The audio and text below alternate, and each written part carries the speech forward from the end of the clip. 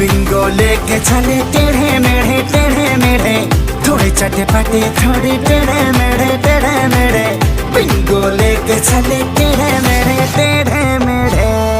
नमस्कार प्रणाम दोस्तों, अगर आप लोग दबंग स्टार खेसारी भैया का सच्चे फैन है तो आप लोग हो जाइए दिल थाम कर तैयार, क्योंकि आप लोग के बीच में दबंग स्टार खेसारी भैया का बहुत ही बवाल वीडियो सॉन्ग आ रहा बा, जेवना एल्बम के नाम बा टेढ़े मेढ़े। जी हाँ दोस्तों, इस गाने को गाए हैं आपके चहेता स्टार खेसारी लाल यादव और शिल्पी राज ने। दबंग स्टार खेसारी भैया के इस गाने को आप लोग के बीच में 19 तारीख को बिंगो ऑफिशियल यूट्यूब चैनल से इस गाने को आप लोग के बीच में फुल वीडियो सॉन्ग रिलीज किया जाएगा। इस वीडियो में स्टार कास्ट के रूप में नजर आने वाले आपके चहेता स्टार खेसारी लाल यादव और श्वेता शारदा ने। अगर आप लोग खेसारी भैया का सच्चे फैन है तो आप लोग इस वीडियो को ज्यादा से ज्यादा शेयर कर दीजिए, और आप लोग हमारे चैनल पर पहली बार जुड़े हैं तो वीडियो को लाइक और चैनल को सब्सक्राइब करके बेल आइकन का घंटी दबाकर नोटिफिकेशन ऑन कर लीजिए, क्योंकि हमारे चैनल पर भोजपुरी का हर अपडेट आप लोग के बीच में सबसे पहले पहुंचाने की कोशिश करते हैं। आप लोग को भोजपुरी का अपडेट कैसा लगा आप लोग कमेंट कर जरूर बताइएगा, और आप लोग से अनुरोध है कि आज अन्नपूर्णा फिल्म यूट्यूब चैनल पर जाकर आप लोग भौजी पूछेली खेसारी भैया के इस गाने को आप लोग सुनिए। बहुत ही बवाल गाना बा, और आप लोग के बीच में कल टेढ़े मेढ़े सुनने को मिलेगा बिंगो ऑफिशियल यूट्यूब चैनल से। नमस्कार प्रणाम दोस्तों।